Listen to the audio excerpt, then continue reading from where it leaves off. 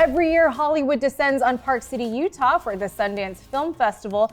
And while it might sound like all après-ski schmoozing and gifting suites, it's also where films will be buzzing about next award season make their debut. Here with our Sundance primer is senior film writer Matt Donnelly. Matt, you got the parka all packed up. I am ready to go. You got your Ugg boots on. Sweaters on sweaters. Sweaters on sweaters. That does seem to be the trend. Okay, well, let's start with what is Sundance? Sure. Sundance is sort of the preeminent American film festival, and for, decades has been seen as sort of the hotbed of where new and exciting independent film voices sort of emerge. All the way back from Quentin Tarantino and Reservoir Dogs to even in 2017 with Best Picture contender Call Me By Your Name. It's sort of an incubator for, I think, some of our most treasured and exciting indie film voices. And we're already tracking a couple big stories out of there. One involving this documentary about sexual assault allegations against Russell Simmons. Absolutely. Oprah Winfrey pulled out as an executive producer. Yeah. What's going on there? So the movie is called On the Record, and it's from filmmakers Kirby Dick and Amy Ziering, who are also Academy Award nominees for previous films they've done about sexual assault. And yeah, this one is specifically about women in the music industry who have struggled, and specifically women of color, who have struggled to come forward against really beloved,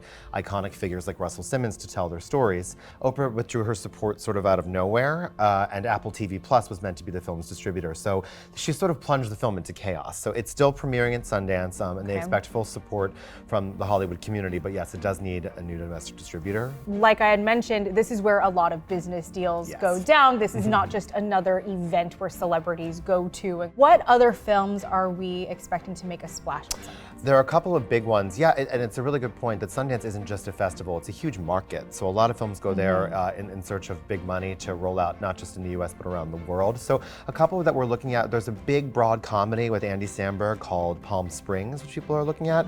It's sort of like a post-apocalyptic wedding weekend in Palm Springs. There's a movie called Worth, which a lot of people are buzzing about. Michael Keaton stars as the attorney who was in charge of dispensing the 9/11 Victims Fund, and sort of asking the question of what is each individual human life worth. And then there are some smaller, sort of quirkier titles like Miranda July, who is a huge indie darling, with films like Me, You, and Everyone We Know, has a new movie called Kajillionaire. Yeah, so there's a lot of exciting things too. And I think my personal favorite though is Justin Simien has written a horror comedy movie called Bad Hair about a haunted weave.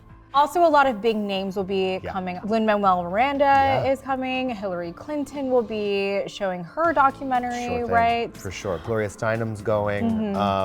Taylor Swift has the opening night film with her documentary Miss Americana, which I hear is incredibly juicy and personal. Okay. Let's talk about some of the numbers that go down at Sundance, because we have seen the prices for some of these very small movies go for record numbers. So last year we had Blinded by the Light, went for $15 million. But then it didn't really do much at the box office. September 3rd, 1987. You got Wham Boys, Bananarama Girls, and then there's me. Talk to me about the Sundance hype. As we've seen in recent years, with sort of the advent of Netflix and Amazon Prime, these are deep-pocketed tech companies who really just need content for their libraries.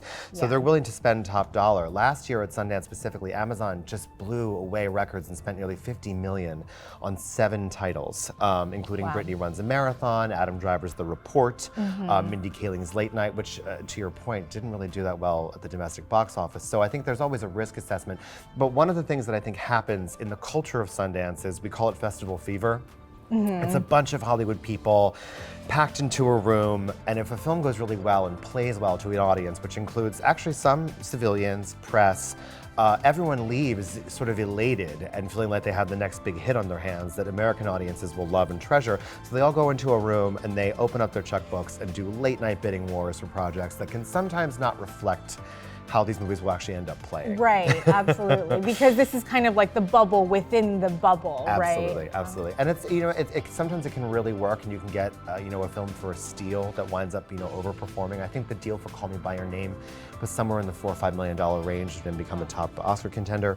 But then for every film like that, you've got the example agents still use to this day is Poor Patty Cakes.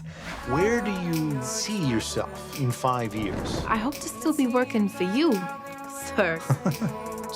Oh, about yes. a young female rapper in New Jersey that Yes. went for like $10 million. It's a Fox Searchlight movie that just Sure. could not find a way to connect or be marketed that well to American audiences, and sort of has become the symbol of like how festival fever can fail you. You don't want to patty cake it. You don't want to be a patty cake. Is that what?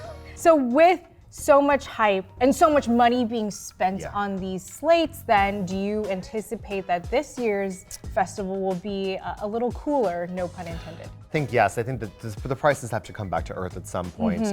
There might be one or two films that people absolutely have to have that you'll see go over the top. But I think it's also probably better in the long run for the indie film ecosystem that we not spend $15 million per film that costs anywhere of $1 to $2 million to make. Right, the notorious deal making that goes late into the night. Can you shed some light on this? The most interesting part is that obviously agents and stars and film executives all sort of descend on Park City, and from their condos and their iPhones all the way through the night into the early next morning, there's just rounds and rounds of bidding, and you would be shocked how simple the process can be. It's just a matter of getting on an email chain. I was saying, is this a giant group text? It's a giant group text, and also like one thing I'll never forget is in the historic deal-making process for The Birth of a Nation, which obviously would go on to create quite a stir the situation over Nate Parker, but that went for a $17.5 million sale, and I remember from sources just seeing rounds of emails that says, okay, we're now at $10 million, reply all if you'd like to stay in.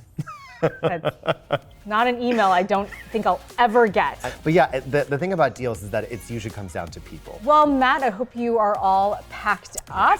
Have a safe trip. Thank you. And for all of your Sundance Film Festival coverage, you know what to do. Follow @Variety on social media and keep clicking variety.com.